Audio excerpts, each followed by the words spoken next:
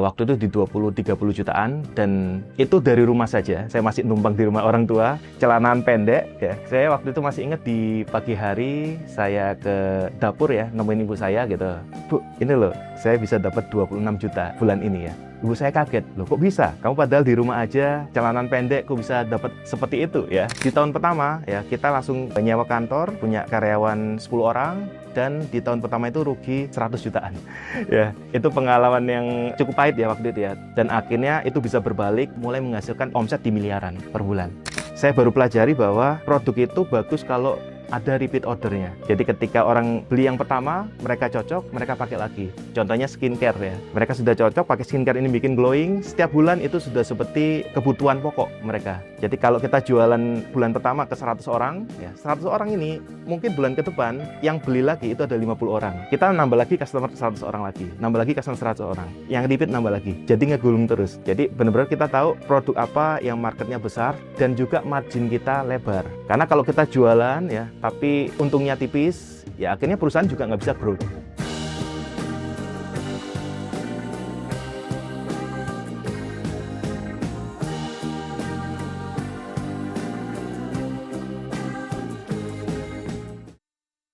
Halo semuanya, saya Cap Adit, usia saya 38 tahun, dan saya saat ini tinggal di Bogor. Saat ini aktivitasnya berbisnis online.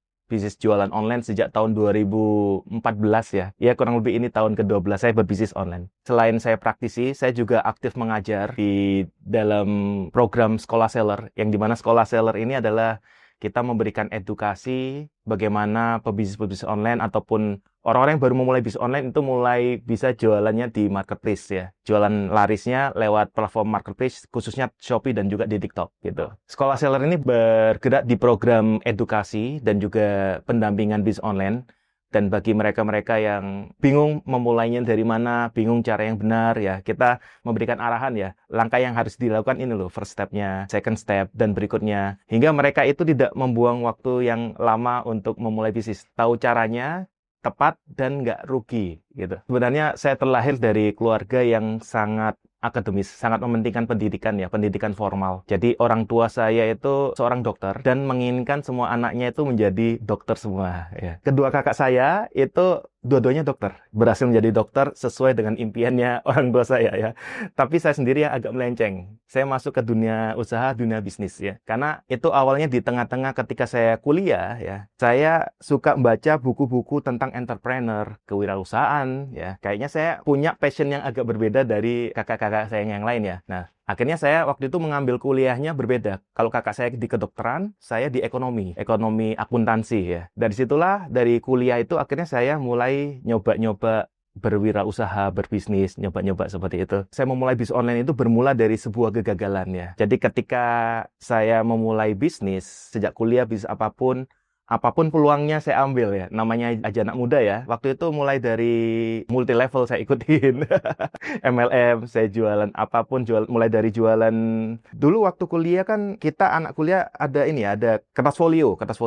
Itu sampai saya beli yang dalam bentuk besar, saya packing ulang ya. Saya jual ke teman-teman kuliah. Berawal dari situ, dagangnya dari situ. Hingga akhirnya saya punya kantor travel, jualan travel tiket pesawat, dan itu harus bangkrut, ruginya besar banget. Karena bangkrut itu cukup besar ya, sampai nilainya sampai M ya waktu itu ya, besar banget ya, dan itu cukup membuat saya jatuh, terpukul, sampai saya jobless, nggak ada pekerjaan itu 1 tahun lebih. Nah, di masa-masa itu saya merasa malu sama orang tua. Ini sudah dikulain S1, kemudian melenceng sendiri, gagal gitu. Kebayang ya Mas ya, kita nggak tahu untung resikonya seperti apa itu. Jadi apapun kita terima ya, dan akhirnya kita ditipu oleh supplier, dan itu yang menyebabkan kita harus menanggung kerugian yang besar. Dari situlah saya nyari apapun deh bisa dikerjakan ya, yang penting menghasilkan dan halal. Saya mulai nyoba masuk di grup-grup di Facebook ya. Saya lihat apa saja sih sebenarnya bisnis itu, akhirnya mulai masuk di bisnis online. Hingga akhirnya saya ketemu sebuah kelas waktu itu, saya nyoba saya sudah berbulan-bulan nih nggak menghasilkan, nyoba ikut kelas mungkin menghasilkan. Berawal dari situ saya mulai menghasilkan sedikit demi sedikit ya. 900.000, kemudian naik di 1 juta, 2 juta, 3 juta. Dari situlah saya mulai fokus mengembangkan bisnis online lebih besar lagi. saya modal memulai bisnis online sebenarnya bisa dibilang 100-200 ribu.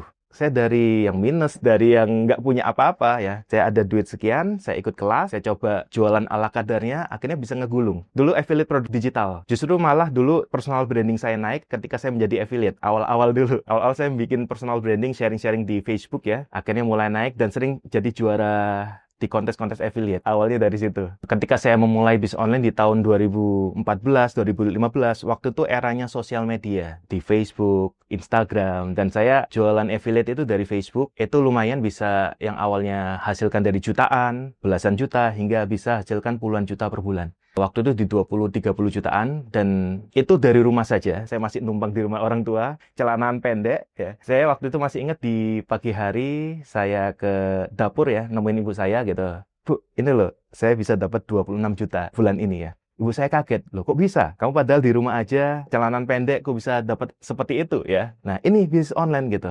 Akhirnya dari situ, saya mulai mengembangkan lagi affiliate, dan akhirnya saya merantau ya. Saya merantau ke Jabodetabek, ke Jakarta, ke Bogor ya. Dan dari situ ketemu dengan beberapa teman, dan nambah wawasan lagi. Oh, jualan online itu nggak cuman digital saja. Jualan ada online shop. Ya, akhirnya saya sama teman mulai bikin online shop. Di tahun pertama, ya kita langsung nyewa kantor, punya karyawan 10 orang, dan di tahun pertama itu rugi 100 jutaan.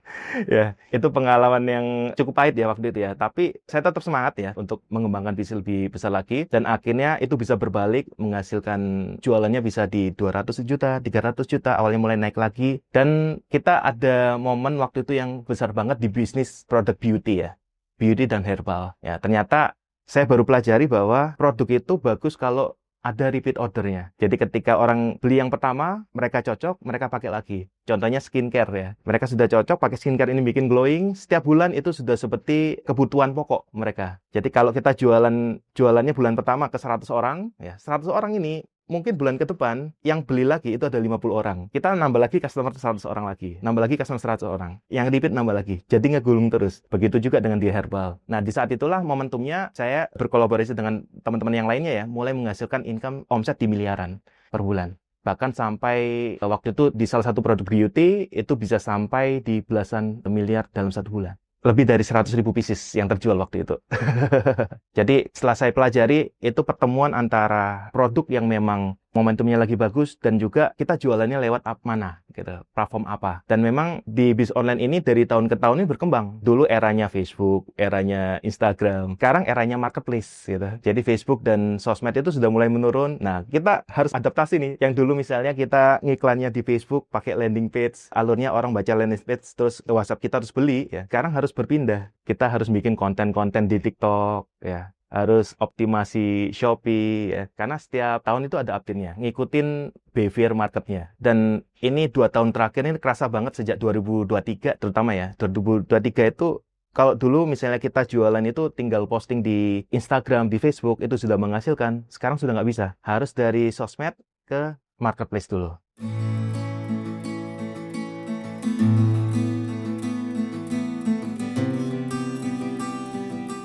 Pelajaran berharga yang saya dapatkan selama 12 tahun mengembangkan bisnis online ini, yang pertama, kita sebagai pengusaha, sebagai entrepreneur, kita tahu produk apa yang lagi naik saat ini. Kalau saya lebih ke arah saya ngikutin market, yang lagi rame apa, misalnya skincare ini naik, kita masuk ke skincare. Sekarang skincare sudah agak hitam ya, jadi bukan red ocean lagi, black ocean lagi. Apa ini yang bagus, yang lainnya kita perlu tahu. Jadi pertama produk ya. Produk ini kunci utama kesuksesan kita ya. Karena di dalam jualan online, Mas ya, ada mantra jualan larisnya. Jadi mantra jualan laris itu jangan cintai produknya, tapi cintailah transaksinya. Kadang ada orang-orang yang jualan itu idealis banget ya. Jualannya produk ini terus belum tentu ini laku, belum tentu ini marketnya besar gitu. Jadi benar-benar kita tahu produk apa yang marketnya besar dan juga margin kita lebar. Karena kalau kita jualan ya, tapi untungnya tipis, ya akhirnya perusahaan juga nggak bisa growth, nggak bisa berkembang lagi. Perusahaan nggak bisa berkembang, nggak ada cash-nya,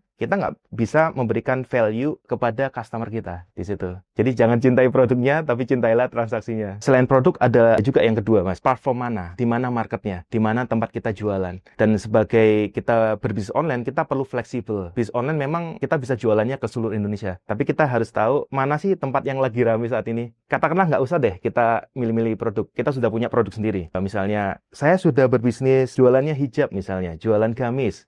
Ya, dari bertahun-tahun ya. Kalau kita sudah ada produk yang tetap seperti itu, kita perlu tahu produk kita ini ramenya bisa dijual di mana. Contohnya misalnya sekarang yang marketplace yang rame, TikTok yang rame. Berarti kita ikuti cara mainnya seperti apa di TikTok. Membuat konten video, konten pendek, harus live streaming, tokonya dioptimasi. Begitu juga dengan di Shopee. Di Shopee juga judul produknya, kemudian foto-fotonya ya.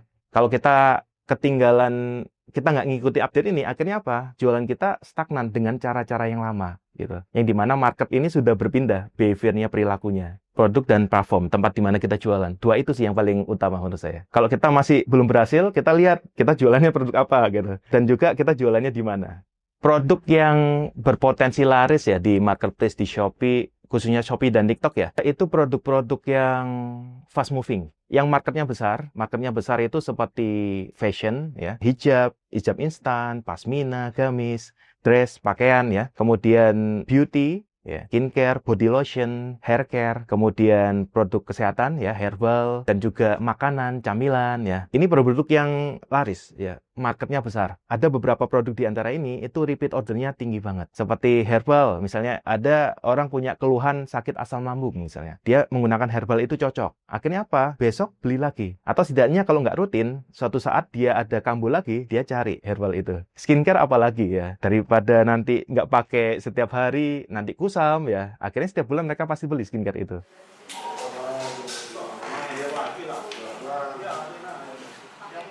Cara untuk mendapatkan 100 juta pertama di marketplace, di Shopee dan di TikTok ya. Jadi ada timeline-nya. Apa yang harus kita lakukan di minggu ini, dan bulan ini ya. Yang paling pertama, yang paling penting itu riset market. Kita perlu tahu medan perang kita. Misalnya kita jualan fashion, jualan hijab ya. Kita perlu tahu hijab itu warna apa yang lagi laku saat ini ya. Yang model seperti apa? Model meleot kah? Yang anti lepek ya. Seperti kan macam-macam ya hijabnya ya. Kemudian harga jualnya di berapa dan cara mainnya itu yang lainnya seperti apa? Kita perlu tahu medan perangnya. Kita jualan herbal juga bagaimana cara menyajikan informasi produknya. Misalnya di gambar depannya itu selain produk, apa nih keterangannya? Wah, ini madu untuk asam lambung. Kemudian ada berapa mili di situ. Dari kita riset market, biasanya yang paling penting kalau saya pribadi itu saya melihat setidaknya 5-10 toko-toko yang lagi laris saat ini sesuai dengan produk saya ya. Misalnya saya jualan madu untuk keperluan asam lambung ya. Saya cek merek-merek yang ada dan juga mereka judulnya pakai apa, kata kuncinya seperti apa, variannya, cara jualannya seperti apa. Jadi ketika kita sudah melihat bagaimana cara main ya toko-toko yang sedang laris saat ini, baru kita siapkan toko kita. Mulai dari judul produknya, kita bisa ambil tuh, kalau saya sesimpel gini, toko yang satu, dia punya kata kunci apa? Kata kunci 1, 2, 3. Toko yang kedua, kata kunci apa yang belum ada di sini? Kata kunci yang keempat, 5, 6. Terus ini, 7, 8, 9. Baru saya susun di judul produk saya. Jadi semua kata kunci yang dimiliki toko-toko laris ini, ya, itu ada di judul produk saya. Jadi seringkali yang membuat jualan kita nggak banyak, itu karena informasi produknya itu kurang jelas. Bukan karena nggak ada pengunjung datang ya di dalam tokonya. Tapi mereka sudah datang, tapi ini kok nggak lengkap. Mereka ragu-ragu. Akhirnya cari toko yang lain. Jadi seringkali banyak sekali orang datang ke toko kita, itu nggak mau beli gara-gara apa? Wah, ini tokonya masih baru. Bener nggak ini barangnya bagus nggak gitu. Jadi sebelum kita dapatkan traffic dari marketplace itu sendiri, kita bisa mungkin jualan ke sosial media, atau kita punya pelanggan-pelanggan, yuk beli di toko saya, nanti saya kasih diskon, tapi ngasih ulasan. Kita cari ulasan dulu. Atau teman-teman kita kasih sampel. Tujuannya punya ulasan untuk membangun trust. Jadi, toko sudah siap, ulasan sudah bagus, kita mulai jalankan promosi. Promosi ini bisa gratisan, bisa iklan. Cap, saya masih belum ada budget nih untuk iklan ya, gimana nih ya? Bisa cara organik ya, cara gratisan. Jadi ketika kita sudah punya posting tokonya, langkah berikutnya adalah kita memperbanyak etalase, memperbanyak produknya. Jadi kita bisa posting satu produk per hari di Shopee kita. Baik itu posting produknya ataupun posting konten videonya. Nah, sehingga dari situ sumber trafficnya nanti akan banyak. Sehingga di dalam 30 hari pertama ya, kita bisa posting setiap hari. dengan cara seperti itu. Produknya sama, cuman menarget market yang beda-beda. Contoh ada hijab segi 4, produk yang kedua pasmina, oval, kemudian hijab instan, hijab meleot. Ya, kata kunci kan banyak. Dan kita juga akhirnya apa? Ketika di search oleh customer, itu toko kita mendominasi. Jadi meskipun tanpa iklan pun, ya kita bisa mendapatkan traffic yang besar dari situ. Jadi dari 30 ini, kalau kita breakdown ya 10 juta per bulan dibagi 30 hari, ya kurang lebih kita kejar goalnya itu di 300.000, 350.000 ya per hari omsetnya. Dan itu bisa kita lakukan dengan cara posting setiap hari. Seperti itu. Menyasar market yang kata kuncinya dipakai oleh kata kunci toko-toko yang sudah laris. Produknya itu aja, nggak apa-apa. Nggak perlu nambah-nambah produk yang lainnya. Kembali lagi ke tadi bahasan kita awal ya. Jangan cintai produknya, tapi cintailah transaksinya. Marketnya lebar. Kalau marketnya lebar, kita bisa targetkan dengan banyak kata kunci. Dari 10 juta itu sudah berjalan, kita tinggal scale up. Sisihkan dengan iklan. Kita mungkin nggak bisa setiap saat untuk posting terus. Sisihkan dengan iklan, dan juga kita mainnya lebih ke arah posting video. Karena semakin jelas menceritakan tentang produk, maka orang semakin yakin untuk membeli. Nah, baru berikutnya, kita evaluasi. Apa saja sih yang sudah kita lakukan, sudah benar atau belum? Contohnya, kita sudah buat gambar depan ini, sudah membuat orang mau ngeklik nggak? Gitu. Kemudian judul produk ini sudah mendatangkan banyak traffic nggak? Iklan kita, biaya iklan yang kita keluarkan ini efektif nggak? Nggak boncos, nggak rugi. Ya. Dari evaluasi itu akhirnya di scale up terus. Saya punya mini course Sekolah Seller, yang dimana itu preview, saya bagikan petanya untuk mencapai 100 juta pertama. Dengan cara kita memiliki toko yang penjualannya 100 juta per bulan. Jadi peta ini kita bagi menjadi 3. Peta pertama, dari toko 0 mencapai penjualan 10 juta per bulan. Kemudian itu di stage 1. Peta yang kedua dari 10 juta naik ke 30 juta. Kemudian peta yang ketiga naik ke 100 juta. Dan itu masing-masing petanya ada stage-nya, aktivitasnya masing-masing. Dan itu saya jelaskan detail banget di mini course Sekolah Seller. Kalau dalam memulai bisnis online ini bergantung di kondisi kita masing-masing ya. Ada yang misalnya, wah saya pengen banget mulai bisnis online tapi modalnya minim banget. Itu sebenarnya mulai dari 100.000, 200.000 itu bisa. Itu bergantung dari produk kita.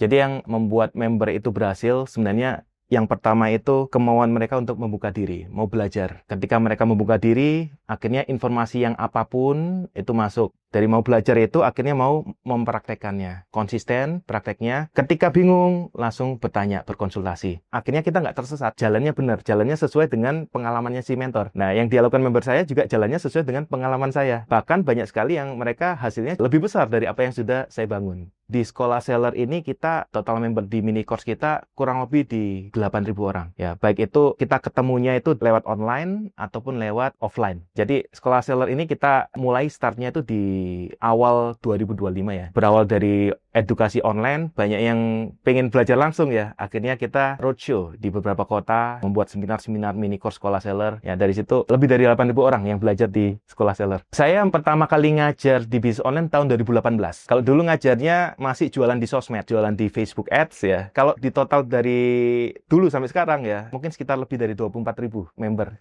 yang kita edukasi di dalam bisnis online. Ini juga karena kita ngikutin tren. Kita lihat tren saat ini banyaknya itu di Shopee, TikTok. Nah, kita edukasinya harus di Shopee dan TikTok. Karena banyak sekali nih mereka-mereka yang mungkin sama seperti saya dulu 3 tahun yang lalu. Wah, bingung jualannya di sosmed kok mulai menurun ya. Ternyata banyak orang yang ramenya di Shopee dan TikTok di marketplace. Akhirnya setelah saya mendalami lagi, kita berusaha menjadi jembatan bagi orang yang bingung ini untuk mereka move tetap jualannya lancar lewat marketplace. Di Sekolah Seller ini bisa dibilang kita intens memberikan edukasi dalam 8 bulan terakhir ini ya. Artinya kalau kita lihat perkembangannya seberapa jauh sih ya, yang bisa kita lihat dari perkembangan mereka mungkin di 3 bulan, 4 bulan awal seperti apa. Ya kalau dibilang yang awalnya 0 sampai miliaran ya itu simsalabim ya.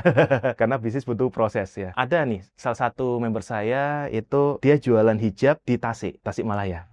Ya, nah beliau ibu-ibu ya, Cap saya jualan hijab olahraga. Saya sebelum ikut Sekolah Seller, saya jualannya itu di Shopee, omset saya 5-6 jutaan. Jualannya cuma 5-6 jutaan per bulan. Nah, setelah ikut Cap Adit, ikutin yang saya ajarkan, dipraktekkan, 3 bulan kemudian yang jualannya 6 juta itu bisa jualannya di 30 jutaan. Nah, yang menarik ya, beliau waktu itu belum punya TikTok. Nyoba belajar TikTok juga. Karena kan di sekolah seller ini sekalian ya, belajar Shopee, belajar TikTok. Nyoba praktek. Nah, akhirnya 3 bulan berikutnya, justru omset TikToknya ini lebih besar daripada Shopee. Apa yang dilakukan, Bu? Saya tanya ya. Ya ikutin yang disarankan Cap Adit, bikin kontennya seperti itu ya. Akhirnya omsetnya lebih besar. Dari yang nol jadi jualannya di hampir 40 jutaan. Jadi 3 bulan berikutnya, Shopee 30 jutaan, TikTok 40 jutaan, 70 juta omset beliau dari satu produk ini. Dari awalnya jualan 5 juta dalam 3 bulan. Kalau di Shopee, tentu judul produk, kata kunci apa yang membuat orang datang, kemudian etalasenya sudah oke, iklan GMV Max terutama yang mendorong. Kalau di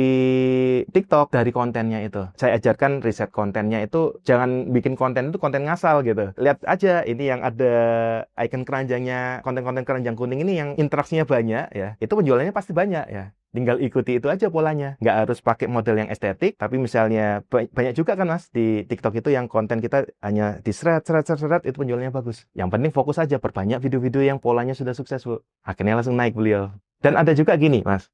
Di sekolah seller ini bukan hanya mereka yang baru memulai ya. Banyak sekali yang sudah punya toko di Shopee, itu stagnan. Beliau, bapak-bapak ya, beliau import dari China. Produk kacamata jualannya. Omsetnya waktu itu masih 30-40-an juta. Nah, kemudian Cap, namanya jualan kacamata kan banyak ya, variannya banyak, katalognya banyak. Nah, ada 20-30. Cap, ini saya iklankan semua, gitu. Wow, keren ya, 20-30 diiklankan semua. Gimana nih caranya? Oke, saya bantu evaluasi iklannya. Oh, yang ini kayaknya ROAS-nya perlu dinaikkan. Oh, yang ini modelnya. Oh, yang ini informasi produknya harus ditambahin. Dari situ, beliau waktu itu konsultasi dengan saya, omsetnya itu 13 jutaan per minggu di saat itu. Seminggu kemudian hasil konsultasinya itu langsung naik 36 juta per minggu. Bisa dibilang kalau di sekolah seller ini, goal awal saya ini ngedampingin mereka punya toko di Shopee dan TikTok yang jualannya bisa di atas 100 juta per bulan. Bisa dibilang beliau ini udah lulus. Jadi baru di bulan kedua kalau nggak salah ya. Udah lulus jualan, udah lulus di sekolah seller gitu. Kalau material tentu dari segi income ya. Itu yang kerasa banget tadi yang saya ceritakan, itu yang justru menurut saya magic momennya di situ. Ketika saya dapat yang 26 juta itu dalam 1 bulan. Karena bagi saya itu sebuah pembuktian untuk keluarga yang dimana ini anak paling melenceng sendiri, memilih jalannya sendiri, nggak ikut jalan orang tua. Akhirnya bisa berhasil. Berbekal dari situ, itu yang membuat saya jadi semangat. Akhirnya saya merantau, sempat merantau juga setelah itu. Dan dari situ bisnis makin besar, alhamdulillahnya bisa menikah dengan biaya sendiri. Ya, bahkan saya undang orang tua saya dari luar kota datang ke sana, saya biayai pesawatnya. Orang tua dari Jawa Timur, saya undang. Kemudian dari situlah saya mulai membangun keluarga, beli rumah, mobil, dan juga ibadah umroh. Dan yang paling di dalam bisnis online ini, itu kita sun goalnya apa sih gitu. Yang paling penting kita punya goalnya. Kalau kita punya income, tapi kita nggak ada tujuan, next stepnya apa nih di tahun ini, 2 tahun ini, apa yang kita wujudkan. Yang kedua, titik baliknya adalah merantau. Dengan merantau itu, saya keluar dari zona nyaman. Waktu itu saya merasa nyaman jadi affiliate, jualan produk yang, ya nggak apa-apa lah dapat 20-30 jutaan gitu. Cuman di situ, stagnan di situ aja. Hingga akhirnya saya merantau, ketemu dengan teman-teman baru, ketemu dengan peluang-peluang yang baru.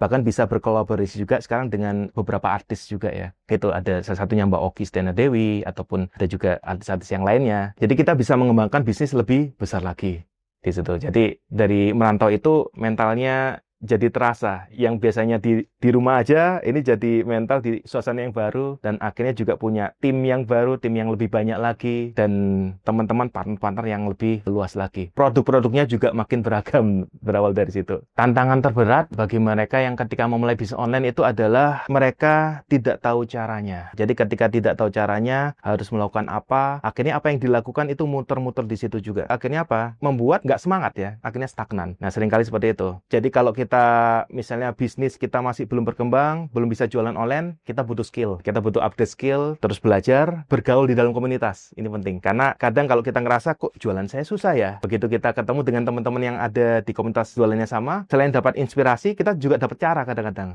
Oh, mereka lakukan cara ini, kita coba gitu. Nah, seperti itu. Dan terus update perkembangan. Seringkali kita nyoba cara yang sebelumnya kita lakukan 5 tahun yang lalu, kok nggak work. Cara mainnya sudah beda. Dulu harus bikin konten seperti ini, sekarang kontennya yang video-video pendek. Dulu harus bikin video yang panjang-panjang, sekarang video pendek aja sudah penjualan bagus dengan keranjang kuning, pakai live-nya. Dan kita mau adaptasi dengan perubahan itu.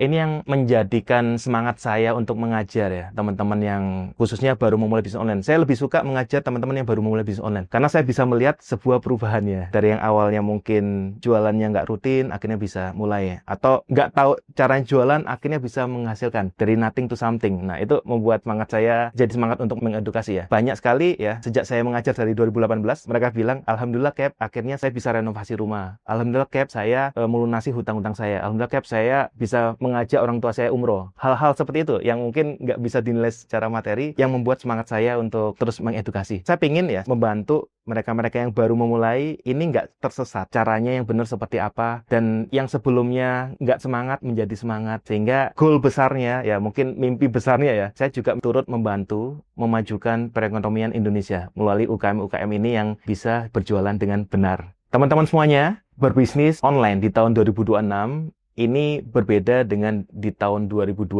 ataupun di tahun 2018 karena market dinamis bergerak mengikuti behavior perilaku customer yang saat ini seperti apa. Saya sebagai praktisi bisnis sejak tahun 2014 mengalami beberapa fase ya, dari fasenya sosial media hingga fasenya marketplace saat ini. Dan duit besar di bisnis online itu saat ini ada di marketplace ya, dan marketplace yang nomor 1 dan nomor 2 ya, yang pertumbuhannya pesat dan marketnya banyak itu ada di Shopee dan juga di TikTok. Jadi kalau kita tahu tempat yang ramai untuk jualan ya, maka kita bisa ikutan jualan ramai juga ya. Ya, teman-teman mungkin punya produk yang ini keren banget produknya, tapi dijual yang di tempat yang salah, di tempat yang sepi, ya yang beli juga sepi. Sebaliknya, mungkin produk kita biasa-biasa aja, tapi kita jual di tempat yang ramai, ya akhirnya ikutan penjualannya juga rame. Jangan salah dalam memilih tempat untuk jualan ya, bukan bergantung dari apa yang kita bisa, tapi yang saat ini yang lagi rame apa, kita belajar di situ. Mau belajar, mau praktek,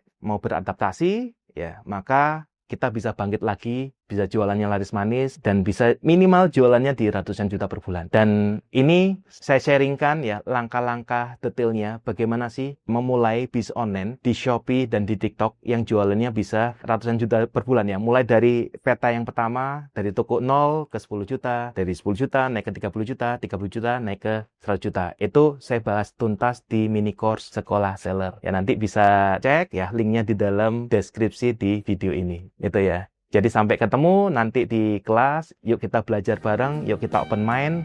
Untuk apa? Untuk kemajuan bisnis kita sendiri agar goalnya teman-teman semua bisa tercapai.